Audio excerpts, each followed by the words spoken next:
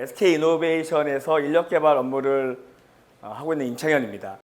주 52시간이라고 하는 게 굉장히 많은 변화를 주고 있다고 생각이 들고요. 다만 이제 주 52시간 외에도 우리 사회가 최근에 굉장히 많은 변화들이 동시에 몰려오고 있습니다. 그래서 이러한 변화들이 과연 우리의 역할에서 어떤 역할들을 요구하고 있는지, 그리고 SK이노베이션에서는 어떤 고민들을 시작하고 또 어떤 실천들을 해오고 있는지를 한번 몇 가지 사례를 갖고 한번 공유를 드리고요. 저희가 내년도부터 새로운 고민과 또 실천을 계획하고 있는 것들이 있어서 그것도 한번 같이 공유해 드리는 시간으로 한번 해보겠습니다. 저는 대부분의 커리어를 HRD 실무를 했던 실무자입니다. 주로 리더십을 진단하고 그 결과의 데이터를 가지고 역량을 개발하는 데 많은 시간을 보냈고요. 지금도 그 역할을 좀 하고 있습니다. 그래서 저희가 했던 것들 과정 속에서 경험했던 것들 한번 같이 공유해 보겠습니다. 주 52시간이 이제 작년 7월부터 적용이 됐습니다.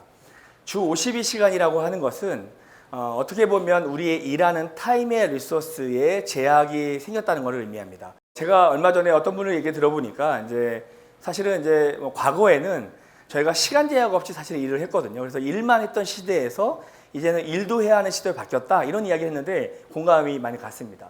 우리가 갖고 있는 고민 중에 하나는 아마 이럴 겁니다. 이게 그 주 52시간이라고 하는, 주 40시간에서 52시간이라고 하는 시간제가 바뀌면서 일하는 시간이 결국은 줄어들게 된 겁니다. 결국 일하는 시간이 줄다 보니까 당연히 역량 개발할 수 있는 HRD라든지 자기 개발 활동에 대한 시간도 줄어들고 그러한 기회가 제약될 것이라고 하는 우려가 많이 있습니다. 그 우려가 일견 사실인 거기도 있고요. 다만 또 하나 우리가 같이 고민해 봐야 될 몇 가지 이슈가 있습니다. 앞에 말한 것처럼 우리의 근무 환경이 바뀐 것도 있지만 현재 굉장히 빠른 어떤 기술의 변화, 이런 테크놀로지가 우리의 일상적인 이런 비즈니스의 환경 또는 비즈니스 모델까지 일상적인 것들을 바꿔버린 시대가 이미 와 있습니다. 공장은 이미 스마트 팩토리가 가동되고 있고요. SCM이든 마케팅이든 구매든 HR이든 전 영역에서 이런 AI 또는 DT 이런 것들 기반이 된 굉장히 빠른 변화들이 이미 현실 세계에서 적용이 되고 있고 가속화되고 있습니다. 아마 우리 시대에 이것들이 부각이 됐던 것은 아마 2016년도에 알파고와 이세돌 구단의 바둑이지 않았나 싶습니다. 저는 개인적으로 바둑을 굉장히 좋아합니다. 그래서 저는 저희 경기 다 봤는데요. 저는 이세돌 구단이 질 거라고 단 한 번도 생각하지 못했습니다. 언젠가 AI가 이 바둑을 둔다고 하더라도 인간을 이길 수 있는 것은 굉장히 마지막 시대에 올 거라고 예상을 했습니다. 다 아시는 것처럼 결과는 압도적이었습니다. 알파고가 압도적으로 이겼습니다. 이세돌 구단이 단 한 번도 경기를 지배한 적이 없습니다. 다행히 한 번은 이겼지만 알파고의 압승이었습니다. 근데 제가 구글의 이야기를 들어보니까요, 그 당시 알파고의 굉장히 수준이 있는 게 몇 가지 있었다고 합니다. 이세돌 구단과 두었던 알파고는 최상급이 아니었어요. 중간보다 조금 낮은 단계였습니다. 그런데도 인간계의 최고의 고수를 이긴 겁니다. 알파고는 그 뒤로 진화를 했고요. 그 뒤에 한국, 중국, 일본에 있는 초인류 고수들과 바둑을 두었습니다. 총 60번을 두었는데 들리는 말에 의하면 압승을 했습니다. 단 한 번도 지지 않았습니다. 결국은 우리가 인간의 영역이라고 했던 부분에 기술이 와서 우리의 전문성의 영역을 넘어서고 있는 겁니다. 2013년도에 재미있는 연구가 하나 있습니다. 옥스퍼드 대학에서 했던 연구인데요. 현재 있는 컴퓨터의 기술, 센싱이 과연 인간의 직업을 얼마나 빠르게 대체할 수 있는가를 연구한 겁니다. 미국에 가면 오넷이라고 해서 그 직무를 굉장히 세분화해서 구분해 놓은 게 있습니다. 근데 아마 영국에도 비슷한 게 있는 것 같아요. 그래서 두 가지가 공통된 거 약 700개의 직업군을 갖고 분석을 했습니다. 결과는 약 47%가 즉시 대체 가능하다였습니다. 그게 2013년도입니다. 지금은 아마 더 많겠죠. 자, 이러한 변화들이 우리에게 주는 메시지는 이렇습니다. 이제 전문성에 대해서 근본적인 챌린지가 오기 시작한 겁니다. 기술의 변화가 있고요. 그것들이 과연 인간의 영역과 이 기술의 영역이 이제 넘나들면서 과연 우리 시대의 전문성이라고 하는 것도 어떻게 획기적으로 높일 것이냐 하는 것에 과거와는 다른 새로운 방식의 고민이 필요하게 된 겁니다. 하나 더 보겠습니다. 앞에서 이진구 교수님도 말씀을 하셨는데 요즘 새로운 인류가 우리 사회를 지배하고 있습니다. 대다수의 이제 소비자와 또는 기업을 일하는 사람들의 주류가 이제 밀레니얼 세대라고 하는 새로운 세대들이 더 확대되고 있는데요. 이 밀레니얼 세대는 과거와는 좀 다른 방식의 가치관과 삶의 관점을 지향하고 있다고 많이 알려져 있습니다. 본인의 삶의 가치를 더 귀중하게 여기고 또 성장 뭐 이런 아니면 워라밸 뭐 이런 것들에 대한 가치를 굉장히 중요시 여기는 거죠. 그래서 제가 다시 한번 요약을 해보면 지금 우리는 이미 굉장히 큰 변화에 직면해 있습니다. 사회와 기술이 발달하고 있고요. 그다음에 우리 같이 일하는 구성원들이 바뀌고 있고 결국 우리는 과거와는 다르게 새로운 학습에 대한 니즈와 욕구는 더 많아진 겁니다. 그럼에도 불구하고 우리한테 주어진 현실은 오히려 더 시간의 리소스가 제약이 되면서 오히려 더 적은 시간에 그러한 변화를 요구받고 있는 거죠. 결국 우리는 양쪽의 딜레마라고 하는 상황에서 우리 역할들을 어떻게 할 것인가에 대한 진지한 고민을 해보지 않을 수가 없습니다. 그래서 그럼 이제 과연 HRD 역할이 그래서 막 위축되느냐 그러다기보다는 점점 더 중요해질 것 같긴 하고요. 다만 역할을 수행하는 방식과 관점의 변화는 필요하다고 보여집니다.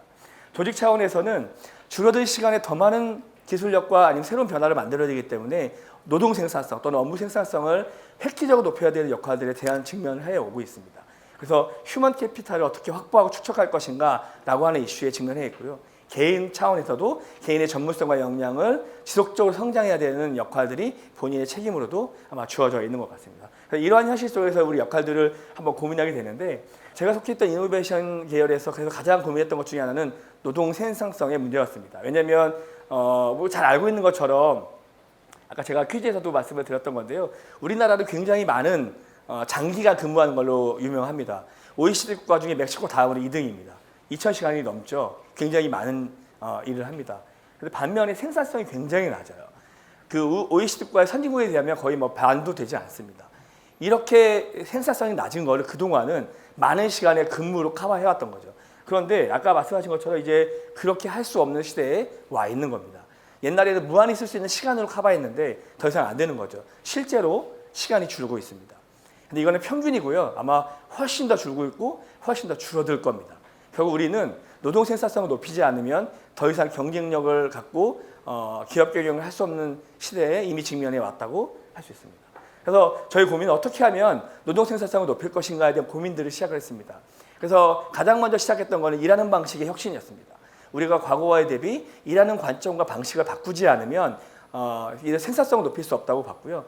그 영역의 가장 중요한 요소로 리더를 생각을 했습니다. 왜냐하면 리더의 일을 리딩하는 관점이 결국 조직의 생산성과 역할을 하는데 결정적이라고 생각을 했기 때문입니다. 그래서 어떻게 했냐면 구성원들에게 우리 리더의 일하는 방식 관점에 대해서 한번 리뷰해보고 그런 것들을 피드백하는 시간들을 가졌습니다. 근데 뭐 예상이 되지만 그 결과는 굉장히 좀 참담했습니다. 왜냐하면 리더에 의한 어떤 업무의 비효율, 그다음에 그 비능률, 아니면 그런 업무 생산성의 저하 이것들이 굉장히 많았습니다. 불필요한 일 때문에 OT가 발생하거나 또 리더가 명확하게 일을 지시하지 않기 때문에 일이 더 비효율적으로 가고 더 오래 걸리고 더 생산성이 떨어지는 역할들이 굉장히 생각보다 존재하고 있던 것들이 사실이었습니다.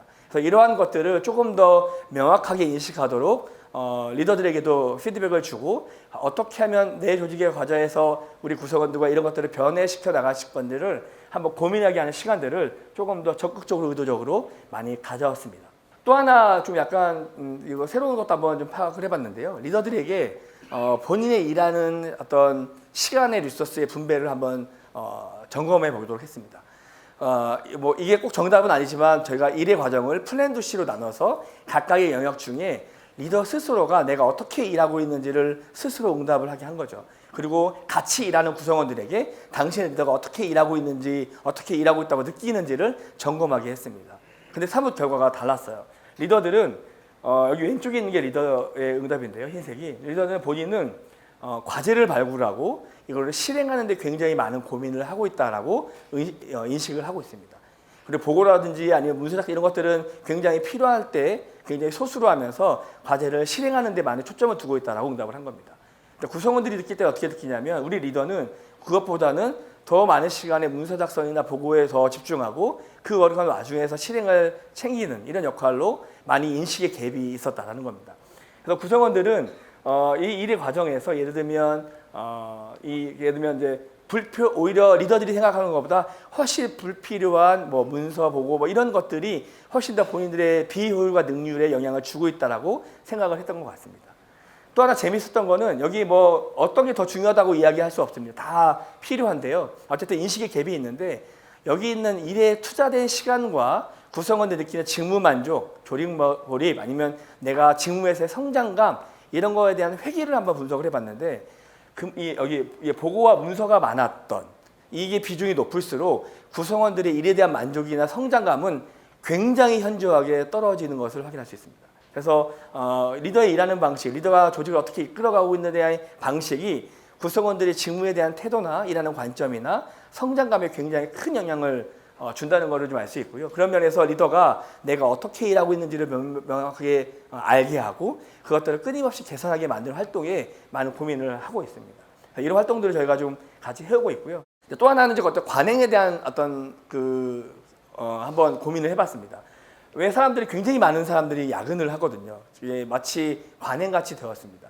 왜 이렇게 일을 많이 할까? 저희가 생각했던 가설 중에 하나는 이거였습니다. 혹시 이제 이렇게 하는 사람이 더 좋은 인정과 평가를 받는 건 아닐까? 실제로 외부 연구 사례를 보면 그런 현실을 보여줍니다. 여기 킴벌리라고 하는 사람이 연구한 건데요. 이건 관리자들한테 물어보는 거예요. 똑같이 일하는 사람인데 다른 거 다 똑같습니다. 그런데 이 사람이 자주 보이는 거죠. 늦은 시간에 또는 주말에. 그리고 더 오랜 시간 근무한다면 똑같은 성과가 나더라도 더 오랜 시간을 보았던 사람에게 더 성실하고 더 책임감 있고 더 좋은 결과가 있고 더 스마트하다고 인정을 한다는 겁니다. 그런 사람은 당연히 평가가 좋겠죠. 심지어 변호사도 이런 일들이 나타난다는 겁니다. 변호사는 스스로는 이렇게 이야기합니다. 우리는 근무 시간이 중요하지 않아. 결과가 중요해. 왜냐하면 승률을 말하는 조직이 변호사입니다. 그럼에도 불구하고 변호사조차 오히려 정시간에 퇴근하는 사람들인 경우에 시니어들이 평가를 좋게 주지 않는다는 거예요. 결국은 오랜 시간에 근무한 사람이 본인의 평가에 영향을 준다는 결과입니다. 구성원들은 이런 현실에 대해서 누구보다 잘 알고 있습니다. 굉장히 잘 알죠.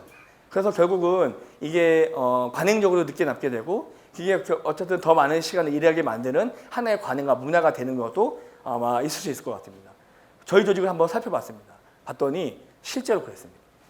더 많이 근무한 사람이 당연히 평가가 좋았습니다. 아마도 여기에는 일을 더 잘했기 때문에 더 많은 일이 가고 더 많이 근무했을 수도 있습니다. 아마 다 맞물려 있을 텐데 어쨌든 이런 관행들이 계속 자리가 잡힌다면 이렇게 오랜 시간 일하면서 뭔가 비효율적인 것들이 계속 남아있을 거라고 생각을 했고요. 그래서 이런 현실과 데이터들을 좀 보여주면서 리더들의 역할, 인식 전환 또는 우리의 일하는 방식 혁신 이런 것들을 한번 새롭게 고민해보는 역할들을 좀 많이 강조를 해오고 있습니다. 또 하나 저희가 고민했던 것은 그래서 이제 결국은 우리가 일을 스마트하게 하기 위해서는 우리의 일하는 관점의 직무가 좀 더 새롭게 리디자인 되어야 될 필요가 있다고 생각을 했습니다. 우리가 해왔던 일 중에 굉장히 많은 역할들이 하고 있는데 모든 일은 다 출생의 비밀이 있습니다. 해야 되는 이유가 다 있거든요. 언젠가 그 일이 필요했던 적이 있었습니다. 그래서 지금 이 시점에 고객 관점에서 과연 그게 의미 있는 과정인지를 한 번 더 새롭게 고민해서 일을 정리해보는 시간이 필요했습니다. 그래서 이거는 더 가치 있는 일을 만드는 일을 하는 건 아니고요. 더 가치 있는 일을 하기 위해서 줄여야 될 것, 제거해야 될 일들을 먼저 정리하는 과정들을 더 많이 고민을 하기 시작했습니다. 조직마다 이런 역할들을 좀 더 많이 좀 고민을 좀 하고 있고요. 또 하나는 저성과자에 대한 문제입니다. 우리가 업무 생산성을 획기적으로 높이기 위해서는 조직 내에 있는 저성과자가 있을 때 굉장히 큰 영향을 줍니다.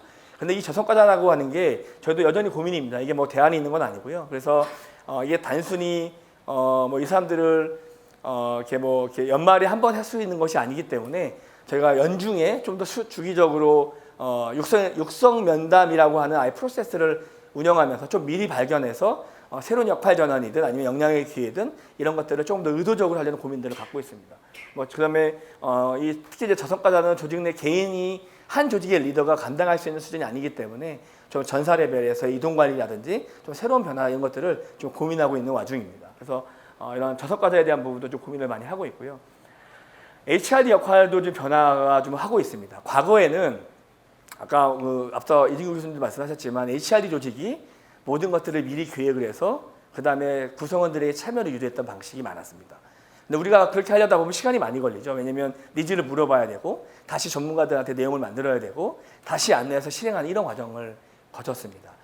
그래서 저희가 그것이 중요하지 않은 건 아니지만 조금 더 현장에서 필요할 때 즉각적으로 또 현장에 있는 전문가들이 필요한 역량을 학습하고 공유할 수 있는 시스템과 문화를 만드는 게 무엇보다 중요했습니다. 그래서 저희가 요즘에 좀 많이 시도하고 있는 것 중에 하나는 리더 직강 이런 거 저희가 많이 합니다. 그러니까 단위 조직별로 리더들이 꽤 많이 있는데요. 그 리더라고 하는 사람이 누가 리더냐면 경험과 지식이 많은 사람들이 리더를 보통 합니다. 그래서 그 리더들이 우리 조직의 성과를 내고 구성원들의 역량 개발에 필요하다고 하는 것들을 내용들을 정해서 그것들을 1년에 뭐 예를 들어 2번 이런 형태로 꾸준히 매년마다 같이 쉐어를 하면 굉장히 많은 프랙티컬한 날리지를 학습할 수 있는 기회들이 만들어지고 있습니다. 제가 지금 몇 년째 해오고 있는데요. 여기에서 굉장히 많은 지식들이 축적이 되고 경험이 되고 또 학습할 수 있는 기회들이 늘어나고 있습니다.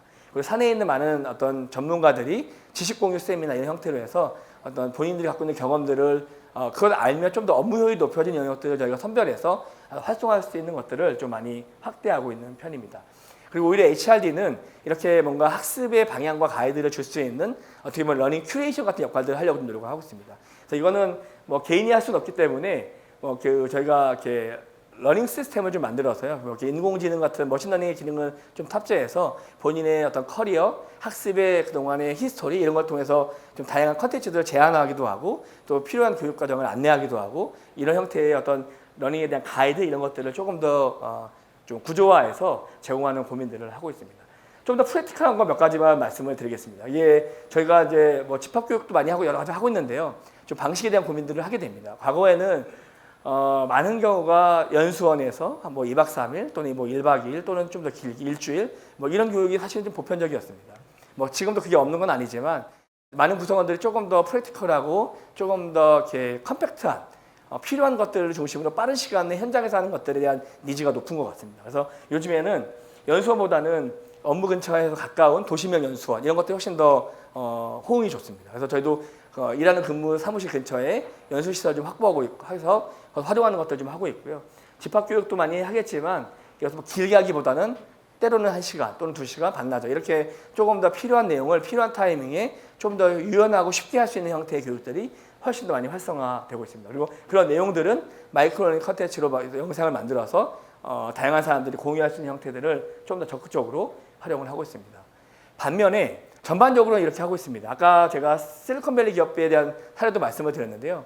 그럼에도 불구하고 핵심 인재에 대한 것들은 조금 더 과거보다 훨씬 더 강화한 형태로 육성 활동을 하고 있습니다. 왜냐하면 조직의 성과나 미래를 준비하는 관점에서 핵심 인재에 대해서는 선발도 그렇고 다양한 측면에서의 역량 개발의 기회를 주고 있습니다. 그래서 저희는 이제 대리부터 사실은 좀 선발을 하고 있고요. 때로는 의도적인 이동이나 도전적 과제를 부여하기도 하고 저희가 새롭게 하는 것 중에 의미 있던 것 중에 하나가 섀도우 익스피리언스입니다. 경영층과 같이 할 수 있는 기회를 만들고 있어요. 예를 들면 해외에 글로벌 비즈니스 출장을 가거나 아니면 중요한 전략 회의 때 하이포를 동참시킵니다. 같이 회의에 들어가게 하고 전사에 고민하고 있거나 시의 고민을 같이 토론하는 자리들을 많이 만들고 있습니다. 그래서 무언가를 가르쳐주는 장면보다는 CEO의 고민의 아젠다를 토론하는 자리에 집어넣어서 같이 고민하게 만드는 과정에서 학습하는 기회를 많이 만들고 있고요. 그다음에 이런 하이퍼를 대상으로 한 하이퍼 교육은 과거보다 훨씬 더 많은 시간과 투자를 갖고 진행을 좀 같이 해보고 있습니다. 그리고 또 하나 좀 바뀐 것 중에 하나가요. 이거 아까 전에 이중 교수님께서 명분이라고 하셨는데 전 동의합니다. 그게 필요합니다. 그래서 저희가 하고 있는 것은 커뮤니케이션을 훨씬 더 활성화하고 있습니다. 왜냐하면 이제 사실 그 조직의 리더 입장에서는 이 성과에 대한 압박이 엄청나게 큰 게 사실이거든요. 그러다 보니까 육성이 필요한데 이게 내 일하는 그 타임 리소스를 투자하면서까지 의미 있지 않으면 기꺼이 보내는 게 어려운 상황이 또 사실입니다. 그래서 저희는 HR의 여러 가지 이런 그 일정이나 주요 이벤트들을 주기적으로 안내를 하고 있고요. 교육 과정 중에 의미 있고 중요한 교육 과정은 교육생에게 안내하기 전에 그 해당 리더들을 별도로 모아서 언팩 커뮤니케이션을 합니다. 언팩 커뮤니케이션이라고 하는 건 마치 그 애플이 그 서비스를 사전에 미리 기술자들에게 안내하는 것처럼 이 구성원들의 리더들에게 이 교육 과정의 의미, 무엇을 학습하고 학습하면 무엇을 할 수 있는지를 사전에 미리 안내를 드리고 참여를 요청을 하고 그분들의 동참을 구하는 과정을 겪고 있습니다. 그렇게 할 때 굉장히 반응이 좋았고요. 또 지원과 이런 것들이 많이 있었습니다. 또 끝나고 나도 우리가 무엇을 학습했고 무엇을 할 수 있는지를 이렇게 커뮤니케이션 과정들을 과거보다는 훨씬 더 많이 좀 시행을 하고 있는 편입니다. 뭐 이런 활동들을 좀 저희가 좀 해오고 있고요. 그래서 이게 정답이거나 이거가 베스트 프랙티스는 아닙니다만 이런 고민들을 좀 해오고 있습니다. 저희가 새로운 고민이 한 가지 있는데 이것만 간략하게 공유하고 마무리하겠습니다. SK기업이 지향하는 것 중에 하나는 추구 가치는 행복입니다. 구성원의 행복을 기업의 존재 이유로 보고 있습니다. 그래서 이해관계자의 행복을 같이 추구하는 것을 목표로 하고 있는데 우리가 이런 고민을 많이 해봤거든요. 과연 구성원들의 행복을 저해하는 게 뭘까? 어떻게 하면 이런 것들을 해결할 수 있을까 고민해봤는데 구성원의 행복을 가장 저해하는 이슈 중에 하나는 미래에 대한 불안이었습니다. 내가 더 이렇게 굉장히 빠르게 테크놀로지가 우리 일상이 되어버린 이 시기에 내가 더 지속적으로 일할 수 있을까? 이런 고민이 있었거든요. 성장에 대한 갈증이 굉장히 많았습니다. 그래서 저희가 이런 것들을 좀 고려해서 구성원들이 의미 있는 행복 또는 의미 있는 성장을 할 수 있도록 회사 관점에서는 미래에 필요한 휴먼 캐피탈을 축적할 수 있는 관점에서 우리가 지속적으로 학습할 수 있는 장, 저희는 SK 유니버시티라고 하는 것들을 지금 만들고 있습니다. 그래서 지금 미래에 필요한 역량에서 저희 10개의 컬리지를 만들고 있고요. 이 컬리지를 통해서 구성원들이 지속적으로 본인의 역량을 높이고 본인의 커리어를 좀 추적하고 새로운 역할을 할 수 있도록 하는 고민들을 시작을 하고 있습니다. 이렇게 되면 어떻게 벌어지냐면 저희가 현재 갖고 있는 거는 업무 시간 10%, 그러면 200시간입니다. 연 200시간.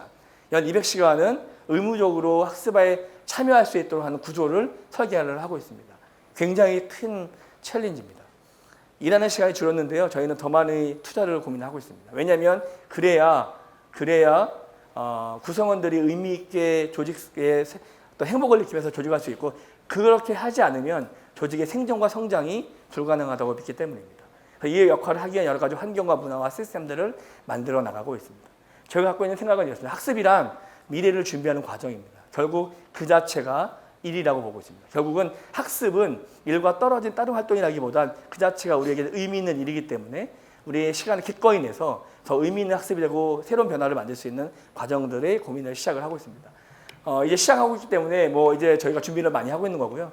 내년도에 저희가 이런 경험들을 해가면서 주 52시간이라고 하는 새로운 환경이지만 조금 더 의미 있는 변화와 또 역할에 대한 또는 성장을 할 수 있는 기회를 만드는 장에서 고민하고 실천해보고 또 좋은 사례가 있으면 한번 공유한 자리도 갖도록 하겠습니다. 이상 마치겠습니다. 고맙습니다.